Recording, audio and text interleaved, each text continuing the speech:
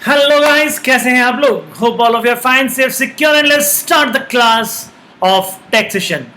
CA inter tax की class चल रही थी हमारी और लास्ट हमने क्लास में डिस्कस किया था कि किस तरह शॉर्ट टर्म कैपिटल गेन को कैलकुलेट किया जाता है। तो शॉर्ट टर्म कैपिटल गेन को कैसे कैलकुलेट किया जाता है, ये सारी बातें हमने देखी थी और कुछ क्वेश्चंस हमने छोटे छोटे प्यारे प्यारे दो क्वेश्चंस हमने देखे थे जो शॉर्ट टर्म कैपिटल गेन के थे, और कुछ क्वेश्चंस मैंने आपको होमवर्क दिया था और उस होमवर्क का ये आपका होमवर्क है। आपका एक क्वेश्चन मैंने क्वेश्चन नंबर 3 आपको दिया था। Mister J purchase a house of ₹20 lakh on 31 जनवरी 2018। ये मैंने काम आपको दिया था। इसका सॉल्यूशन ये रहा आपका, ये देखिएगा। इसका शॉर्ट टर्म कैपिटल गेन आ रहा है 25 लाख। फिर एक क्वेश्चन और दिया था मैंने आपको, और इसका जो शॉर्ट टर्म कैपिटल गेन है वो शॉर्ट टर्म कैपिटल गेन आ रहा है 10,519। ये दो क्वेश्चंस आपके स्क्रीन पे, इनके सॉल्यूशंस आप चेक कर सकते हैं और अपने आंसर को मैच कर सकते हैं। अच्छा बेटा, आज हम पढ़ेंगे अब लॉन्ग टर्म कैपिटल गेन को कैसे कंप्यूट किया जाता है। How we will compute the long term capital gain. अच्छा, लॉन्ग टर्म कैपिटल गेन से पहले एक बात समझते हैं, थोड़ा इसमें एक पॉइंट, जनरल पॉइंट समझते हैं ये। और उस क्लास के लिए देखिए एक एग्जांपल लेते हैं। मैं सपोज कीजिएगा आपने क्या किया, आपने ईयर 2001-2 में क्या किया, एक आपने ना हाउस परचेज किया। You purchase one house. आपने क्या परचेज किया? एक हाउस परचेज किया। और वो जो हाउस परचेज किया ना बेटा, वो 15 लाख में परचेज किया। कितने परचेज किया आपने? 15 लाख में आपने परचेज किया। अब ये जो भी आपने 15 लाख में परचेज किया, ये जो 15 लाख में आपने हाउस कब परचेज किया बाबू? 2001-2 में आपने हाउस परचेज किया। अच्छा, उसके बाद में क्या हुआ? ईयर आया आपका, ईयर जो भी आया आपका, ईयर आया 2004-5। कौन सा ईयर आया? 2004-5 आया।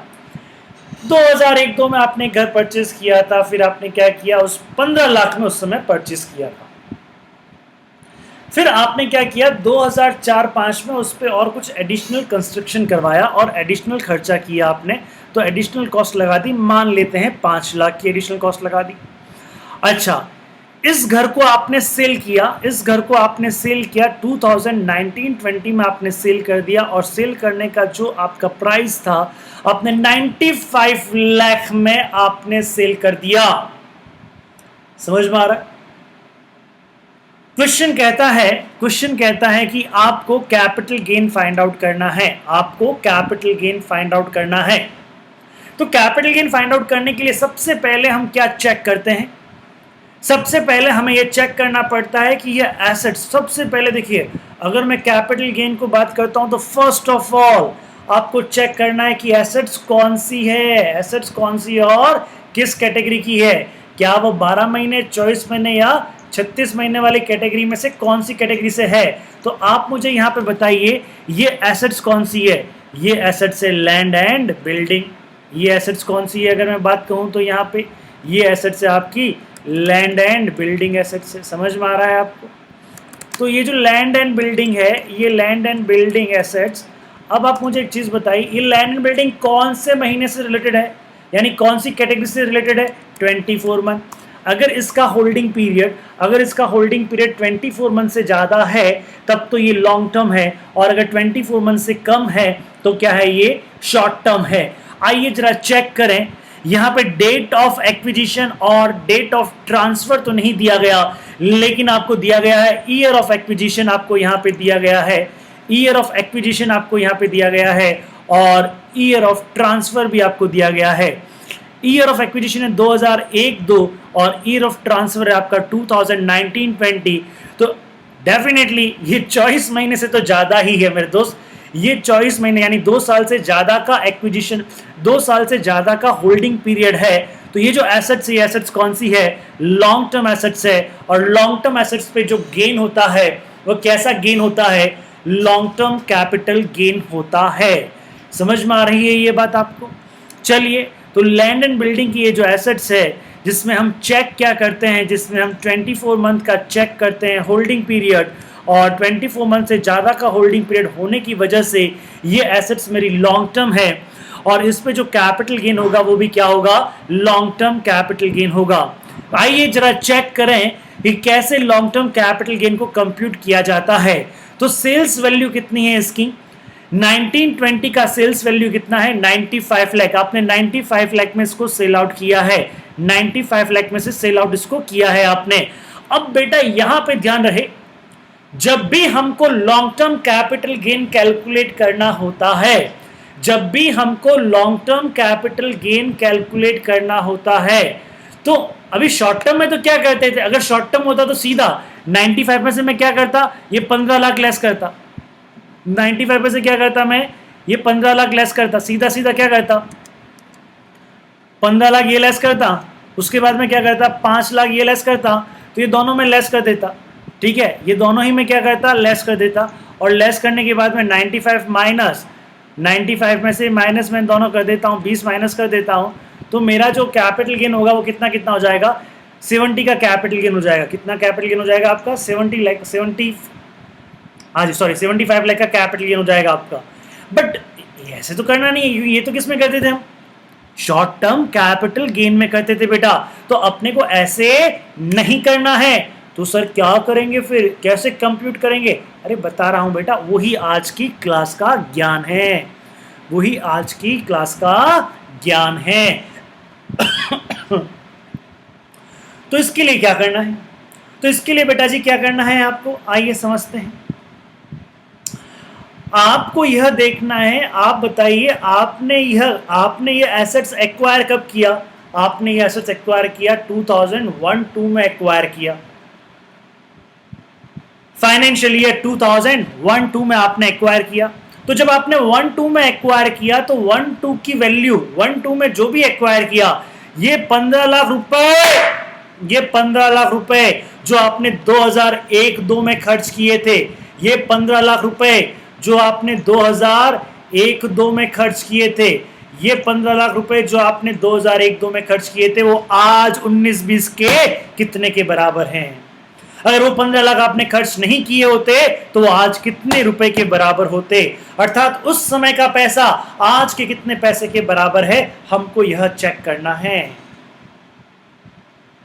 मान लो मैं कहता हूं ईयर जो था आपका, मान लो मैंने कह दिया ईयर 2000, हाँ जी, मान लो मैंने कह दिया आपको कि ईयर आपका 2000 कौन सा है आपका, 1-2, ईयर 2001-2 में अगर आपके पास में 100 रुपया था, अगर आपके पास में कितना था, 100 रुपया था, तो वह ईयर 1920 के 289 के बराबर है। सर ये आपने कैसे ले लिया, अरे बात सुन ले भाई, बात सुन ले, उतावला मत हो, पहले सुन ले, समझ ले, मैं कॉन्सेप्ट समझा रहा हूं तेरे को। हाँ जी, तो अगर यहां पे मैं कहता हूं कि 2001-2 का जो 100 रुपीज था, 2001-2 का जो 100 रुपीज था, वह 100 रुपीज आज के 2019-20 के कितने के बराबर है, वह आज के 289 के बराबर है। यानी उस समय 100 रुपए में जितनी चीजें आती थी, वही चीजों को लेने के लिए आज मुझे कितना स्पेंड करना पड़ेगा, आज मुझे 289 स्पेंड करना पड़ेगा। तो उस समय मैंने कितना स्पेंड किया था, उस समय मैंने 15 लाख रुपए खर्च किए थे।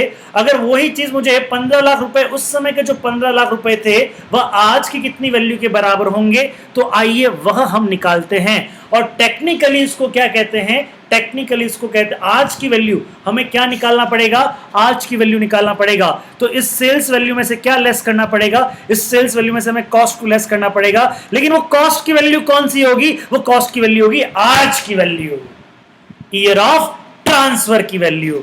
और इसको हम टेक्निकल नाम क्या देते हैं, इंडेक्स कॉस्ट। इसको टेक्निकल नाम क्या देते हैं बेटा जी, इंडेक्स कॉस्ट, इसको हम टेक्निकल नाम देते हैं। कैसे आएगा सर, तो देखो समझो, इंडेक्स कॉस्ट ऑफ एक्विजिशन अपने को निकालने का है। इंडेक्स कॉस्ट ऑफ एक्विजिशन कौन से ईयर का निकालने का है, 2001 का निकालने का है। समझ में आ रही, ये सारी चीजें आपको लिखनी है, सारी चीजें लिखनी मैं बता रही हूं आपको। हाँ जी, तो ओके, तो उस समय कितना पैसा खर्च किया था आपने, 15 लाख रुपया। ये 15 लाख कितने के बराबर है, ये 15 लाख है 100 रुपए के बराबर, तो 15 लाख डिवाइडेड बाय 100। अच्छा कितने के बराबर चाहिए, तो 289 के बराबर चाहिए। ये देखो ये जो 15 लाख है, ये 15 लाख कितने के बराबर है, 100 के बराबर है, 100 के बराबर है। हमें कितने के बराबर चाहिए, हमें 289 के बराबर चाहिए। हमें कितने के बराबर चाहिए, 289 के बराबर चाहिए। तो बाबू सीधा सीधा मतलब है 15 lakh divided by 15 lakh divided by 100 multiplied by 289। समझ में आ रही है, 15 lakh divided by 100 multiplied by 289। तो ये कितने के बराबर आ गया, तो इसका मतलब उस समय का 15 लाख, उस समय का 15 लाख आज के 43,35,000 के बराबर है। मैंने राउंड फिगर कर दिया है, हो सकता है आगे भी जाए, लेकिन यहां पे मैंने राउंड फिगर लेके समझाया आपको। तो उस समय का 15 लाख रुपया आज का 43.35 के बराबर है। तो आपको सेल प्रोसीड में से, ये सेल प्रोसीड आज की वैल्यू है ना, ये सेल प्रोसीड आज की वैल्यू है, इसमें से हमें सीधा सीधा कॉस्ट ऑफ एक्विजिशन लेस नहीं करना है, index cost of acquisition less करना है। और इंडेक्स कॉस्ट ऑफ एक्विजिशन का मतलब क्या होता है, उस समय का पैसा आज के कितने पैसे के बराबर है।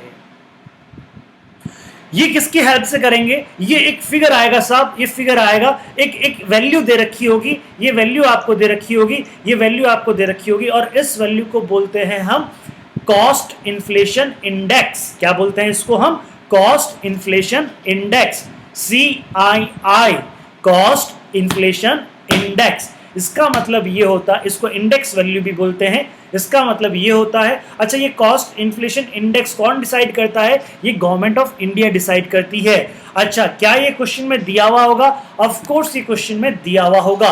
और जिस ईयर में कॉस्ट ऑफ ट्रांसफर है, उस कॉस्ट ऑफ ट्रांसफर है या कॉस्ट ऑफ, सॉरी जिस ईयर में आपका कॉस्ट ऑफ एक्विजिशन है, कौन सा कॉस्ट है बेटा, कॉस्ट ऑफ एक्विजिशन है, उस ईयर का आपको इंडेक्स वैल्यू दे रखा होगा।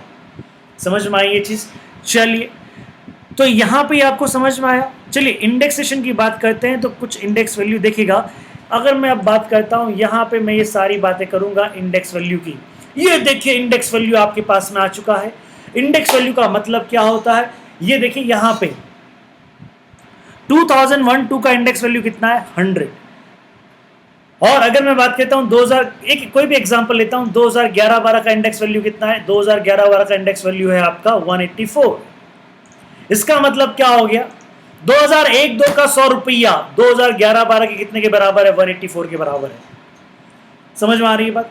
अच्छा 2018-19 तो अपने को पता है, लेकिन अपने को क्या चाहिए, 2019-20 चाहिए। और यह फिगर आपको याद होना चाहिए, यह फिगर बेटा जी आपको क्या होना चाहिए, याद होना चाहिए।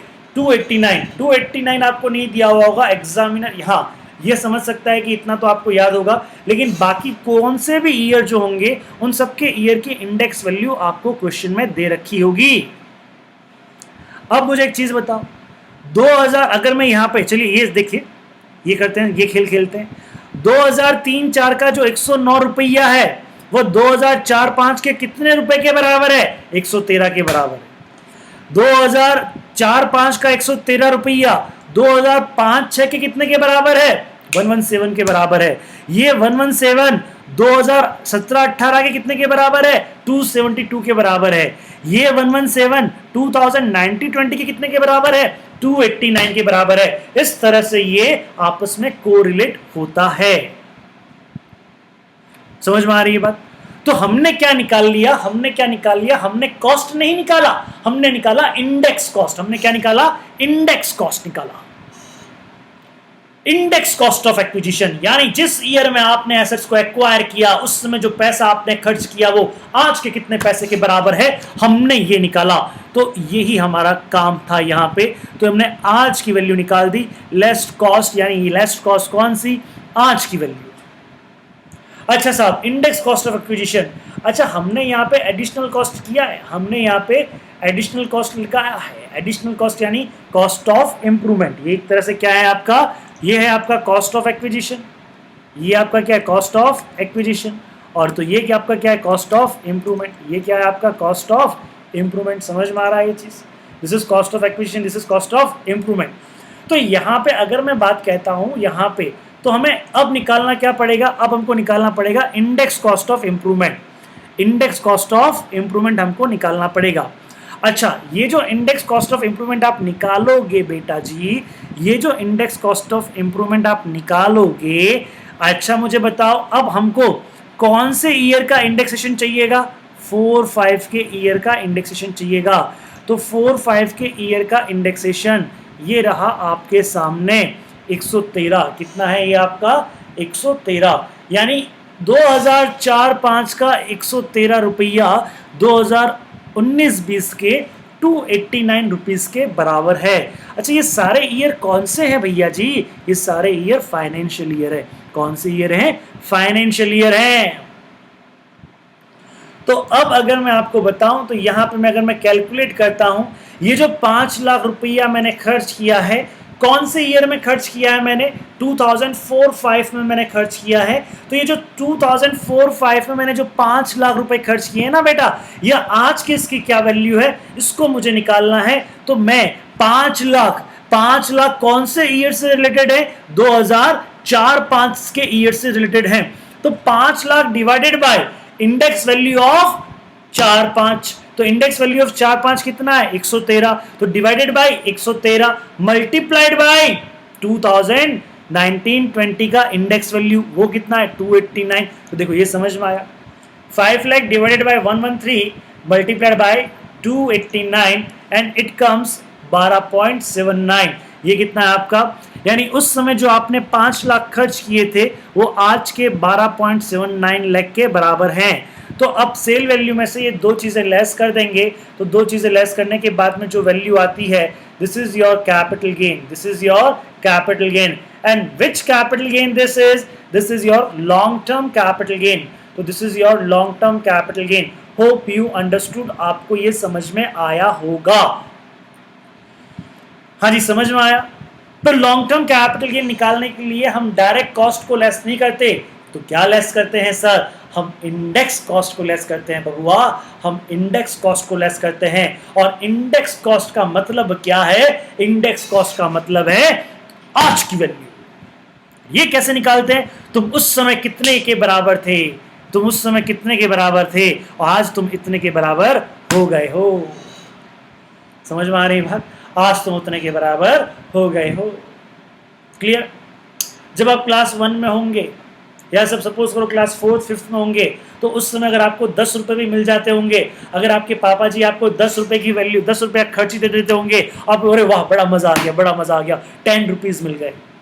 और अगर आज 10 रुपया दे दे, पापा जी ये रखो 10 रुपये मेरी तरफ से, और आप मुझे नहीं चाहिए आज के ये आपका 10 रुपया। समझ में आ रही है बात। तो हमेशा रुपीस की वैल्यू क्या होती है, कम होती रहती है। रुपीस का परचेसिंग पावर क्या है, कम होता रहता है। और इसी को बोलते हैं इन्फ्लेशन। इसी को क्या बोलते हैं, इन्फ्लेशन। कि आपका परचेसिंग पावर ऑफ रुपीस आपका डे बाय डे कम होता जाता है। तो उस समय के कितने रुपए की वैल्यू आज के कितने रुपए के बराबर है, यह डिसाइड कौन करता है, यह गवर्नमेंट डिसाइड करती है। और इसके लिए वो लेके आई है कॉस्ट इन्फ्लेशन इंडेक्स। समझ में आया चीज। चलिए सर, तो इसमें कॉस्ट ऑफ ट्रांसफर वगैरह वो लेस करेंगे क्या, अरे वो तो करना ही है रे, ये तो मैंने आपको एक कॉन्सेप्ट समझाया है। चलिए अब टेक्निकली देखते हैं कि किस तरह से हम लॉन्ग टर्म कैपिटल गेन को, किस तरह से लॉन्ग टर्म कैपिटल गेन को हम क्या करते हैं, कैलकुलेट करते हैं। आइए, तो सबसे पहले क्या आता है आपका, full value of consideration. Full value of consideration में से क्या लेस करते हैं, cost of transfer. Cost of transfer क्या होता है, brokerage, legal expenses, commission etcetera, ये लेस करते हैं। तो आपके पास में क्या आ जाता है, नेट वैल्यू ऑफ कंसिडरेशन। ध्यान रहे, कॉस्ट ऑफ ट्रांसफर जो होता है उसको जब आप लेस करते हैं बेटा, उसका इंडेक्सेशन नहीं किया जाता, इसका इंडेक्सेशन नहीं किया जाता, ध्यान रखना, क्योंकि ये तो सेम ईयर में होता है। इन दोनों का ईयर जो होता है ना, सेम होता है। समझ में आ गई बात। तो आपने 2004-5 में ट्रांसफर किया या 2019-20 में ट्रांसफर किया, तो 2019-20 में ही तो कॉस्ट ऑफ ट्रांसफर लगेगा। समझ में आ गया ना बात। तो इसका इंडेक्सेशन नहीं होता। अच्छा, अब लेस करना है, less cost of acquisition less करेंगे, लेकिन कौन सी cost of acquisition, index cost of acquisition. Cost of improvement less करेंगे, कौन सा कॉस्ट ऑफ इंप्रूवमेंट लेस करेंगे, index cost of improvement less करेंगे। और इस तरह आपका ये लेस करने के बाद में जो बेटा आएगा, इसको हम बोलेंगे कैपिटल गेन। ये है आपका gross long term capital gain. उस कैपिटल गेन को अगर आपने गवर्नमेंट के कहे अनुसार उस कैपिटल गेन को अगर आपने गवर्नमेंट के कहे अनुसार कहीं पे इन्वेस्ट कर दिया तो उसका आपको बेनिफिट मिल जाएगा, उसका आपको एग्जम्पशन मिल जाएगा, और यह हो जाएगा आपका एग्जम्पशन जो होगा उसको लेस कर दिया जाएगा, और इस तरह आपका आएगा that is taxable long term capital gain. Hope you understood. समझ में आया जी ये चीज आपको? चलिए यहाँ पे एक नोट, लॉन्ग टर्म कैपिटल में भी एक नोट है शॉर्ट सिक्योरिटी ट्रांजैक्शन टैक्स का, कि अगर आप लिस्टेड सिक्योरिटी परचेज करते हैं और परचेज करते समय अगर आप सिक्योरिटी ट्रांजैक्शन टैक्स का पेमेंट करते हैं तो वो आपकी परचेज कॉस्ट में ऐड नहीं होगा। अगर आप लिस्टेड सिक्योरिटी को सेल करते हो और सेल करते समय यदि आप किसी तरह का कोई भी सिक्योरिटी ट्रांजैक्शन टैक्स को आप पे कर रहे हैं तो आपके सेल प्रोसीड में से लेस नहीं होगा, ना तो परचेज के समय ऐड होगा ना सेल के समय लेस होगा। इस तरह एसटीटी को इग्नोर कर दिया जाएगा बालक। क्या कर दिया जाएगा? इग्नोर कर दिया जाएगा। हाँ जी। अब देखिएगा, अब मैं इंडेक्सेशन की बात करता हूं तो इंडेक्सेशन वैल्यू कैसे निकली थी देखो।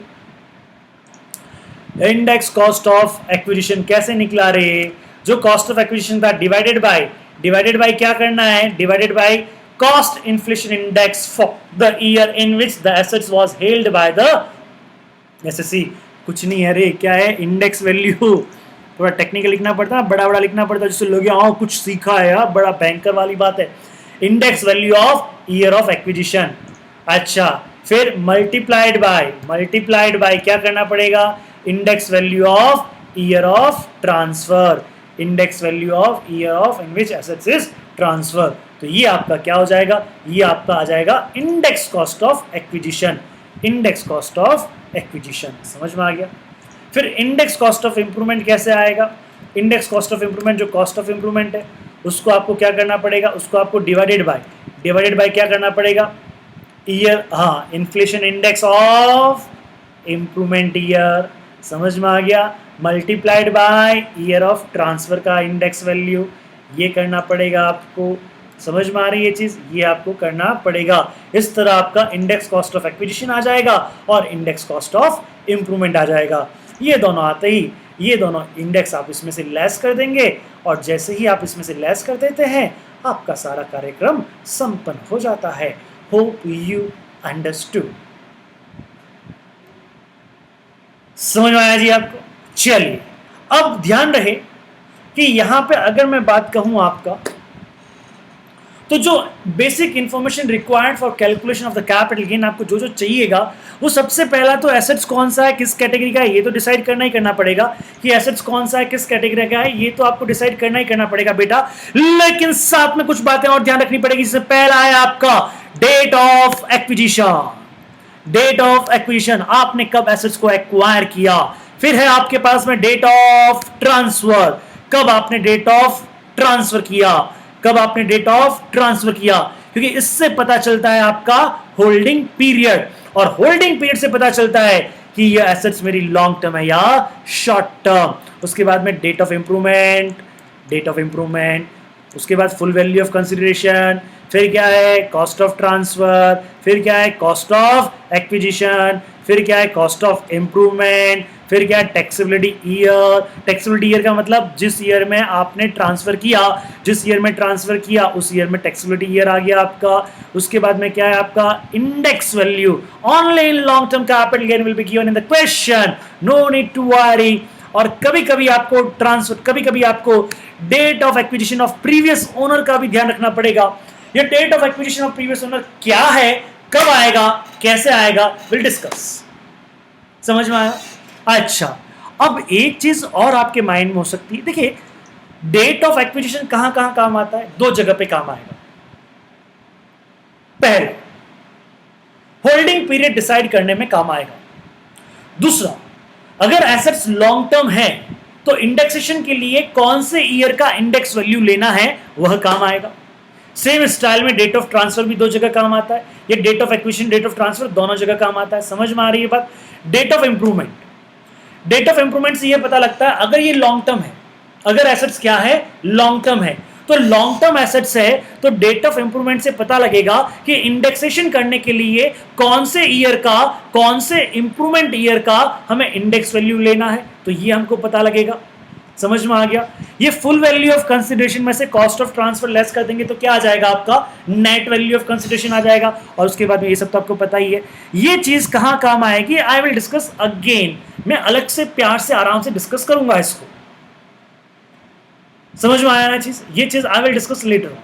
अच्छा, एक और चीज, अगर सपोज करो कोई एसेट्स, अगर सपोज करो कोई एसेट्स 1 अप्रैल 2001 से पहले की परचेज की हुई है, यस, क्योंकि यहां पे इंडेक्सेशन कब से शुरू हो रहा है, 2001-2 से शुरू हो रहा है।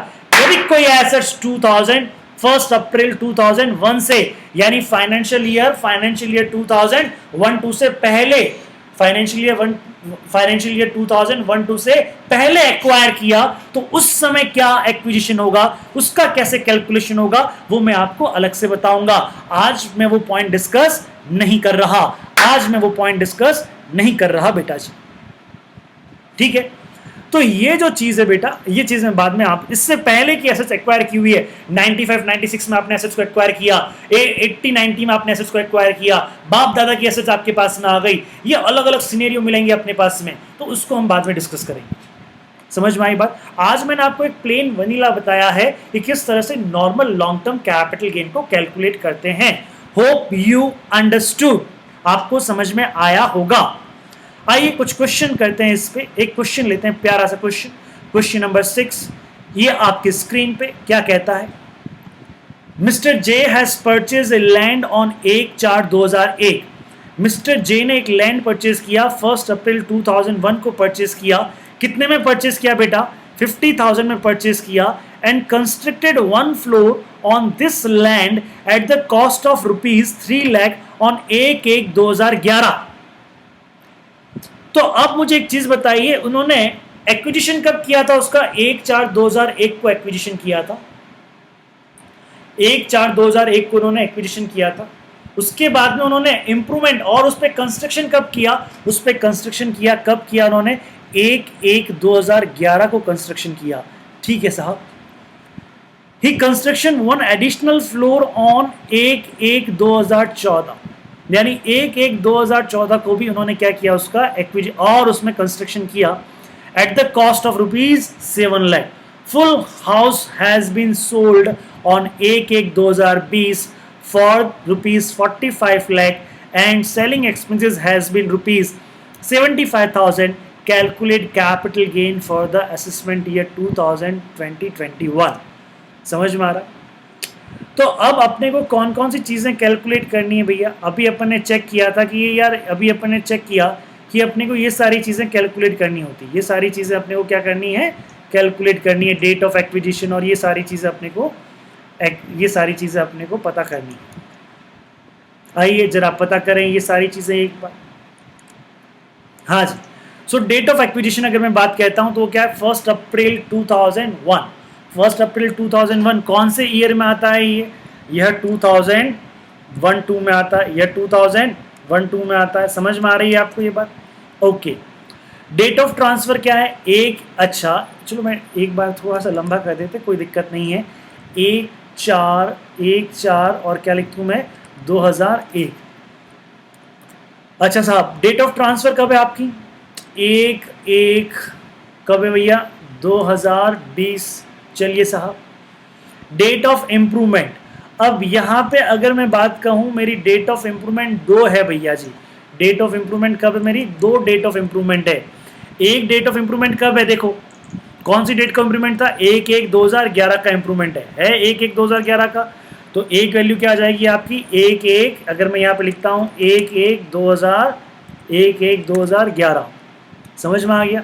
अच्छा, एक डेट ऑफ इंप्रूवमेंट, दूसरा डेट ऑफ इंप्रूवमेंट कब है और कब किया एडिशनल फ्लोर, 1/1/2014 को किया। तो यहाँ पे अगर मैं बात कहता हूँ 1/1/14 समझ में आ रही है ये चीज़। चलिए, यहाँ तक हमने बात कर लिया और फुल वैल्यू ऑफ कंसिडरेशन आपका इसमें दिया हुआ है, कॉस्ट ऑफ ट्रांसफर आपका दिया हुआ है, कॉस्ट ऑफ एक्विजिशन दिया हुआ है, ये सारी बातें आपको दी हुई है। आइए इससे ईयर डिसाइड करते हैं।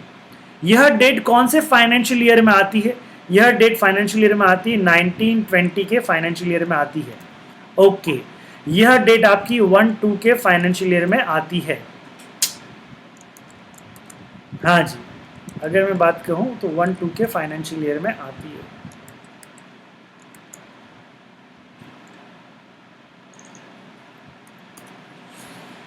ये 11/1/2011 1/1/2011 कौन से फाइनेंशियल ईयर में आता है मेरे मुन्ने ने बताना चला? तो ये आता है 10/11 में। ये किस में आता है बेटा? 10/11 में आता है। समझ में आ रहा है ये चीज़? अरे भैया तो पूरा लिखना पड़ेगा। हाँ जी, बताओ ये किस में आता है? ये आता है आपका 13-14 में आता है। 1 जनवरी 2014 ये किस में आता है? 13-14 में आता है। किस में आता है ये? 13-14 में आता है। ये समझ में आया? तो अब ये चीज़ें समझ में आ गया। अरे इससे पहले एक चीज़ तो अपन भूल ही गए, हम ये एसेट्स किस कैटेगरी की है ये तो चेक करना भूल ही गए। अरे ये एसेट्स है लैंड एंड बिल्डिंग है, तो कौन सी कैटेगरी की हो गई? 24 मंथ की हो गई। कौन सी कैटेगरी की हो गई? 24 मंथ की हो गई। तो आओ चेक करो, डेट ऑफ एक्विजिशन से लेके डेट ऑफ ट्रांसफर, क्या इनके बीच की दूरी, क्या इनके बीच का होल्डिंग पीरियड, क्या इनके बीच का डिफरेंस 2 साल से ज़्यादा का है क्या?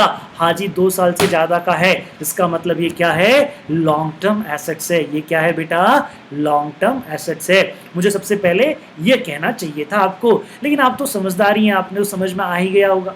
ठीक है, तो 2001-2 का इंडेक्स वैल्यू कितना होता है? 100। 2019-20 का कितना है? 289। ये तो आपको पता होना ही होना चाहिए। 2010-11 का इंडेक्स वैल्यू देखते हैं कितना है? 167। कितना है आपका? 167। 2013-14 का इंडेक्स वैल्यू देखते हैं। 2013-14 का इंडेक्स वैल्यू कितना है? 220। तो 2013-14 का इंडेक्स वैल्यू कितना हो गया आपका? 220। समझ में आया? चलिए, अब हम क्या करते हैं, इस क्वेश्चन को स्टार्ट करते हैं और इस क्वेश्चन की कैलकुलेशन करते हैं। तो आइए, कैलकुलेशन ऑफ अगर मैं बात कहूँ यहाँ पे, तो कैलकुलेशन ऑफ क्या है? Capital gain for the assessment year 2020-21। तो लैंड एंड बिल्डिंग क्या है? कैपिटल एसेट्स है। कहाँ पे? Land and building is a capital assets under section 214 और सेल्स क्या है? ट्रांसफर है। और ये क्या है आपका? दैट इज 1/4/2001 से लेके 31/12/2019 तक, यानी जस्ट एक दिन पहले तक देखते हैं, कोई दिक्कत नहीं है। मोर देन 24 मंथ है। तो ये एसेट्स क्या है आपका? लॉन्ग टर्म कैपिटल एसेट्स है। Hope you understood. तो अब यहाँ पे सेल कंसिडरेशन कितना है? यहाँ पे 45 लाख दिया हुआ ना क्वेश्चन में। लेस कॉस्ट ऑफ ट्रांसफर कितना है? 75,000। तो नेट सेल कंसिडरेशन कितना आ गया? That is 44,25,000। अब index cost of acquisition, cost of acquisition कितनी है आपकी? 50,000। ये 50,000 कब लिया था आपने? ये 50,000 ये रहा आपका, दैट इज ये रहा। तो डिवाइडेड बाय 100 और multiplied by 289। This is 50,000 divided by 100 multiplied by 289। तो कितना आ गया आपका? 144,500। समझ में आ रहा है? दो तरह, less index cost of improvement. पहली इंडेक्स कॉस्ट कितनी है? पहली इंडेक्स कॉस्ट वो है आपकी 3 लाख। वो आपकी कितनी है बेटा? 3 लाख। तो 3 लाख डिवाइडेड बाय, अगर मैं बात कहता हूं यहाँ पे लेक्स इंडेक्स कॉस्ट करता हूं, 3 lakh divided by 167 multiplied by 289, it comes 5,19,162। इसके बाद में सेकेंड इंडेक्स कॉस्ट कितना है? 7 लाख डिवाइडेड बाय 220। कौन से ईयर का? ये 13-14 का। 220 multiplied by 289, it comes 9,19,545।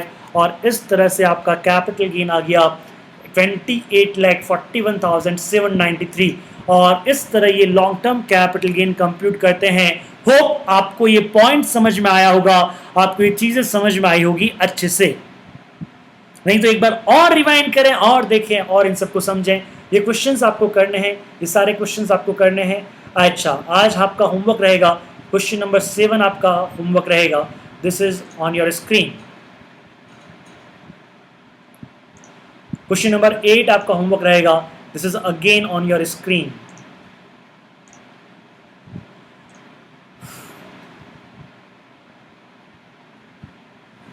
Question number 9 में दे सकता था, लेकिन ये क्या है, इसमें 2001 से पहले का है, तो विल डिस्कस लेटर ऑन।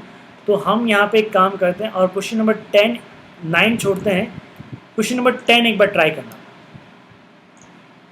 तो क्वेश्चन नंबर 7, 8 और 10 ये ट्राई करना.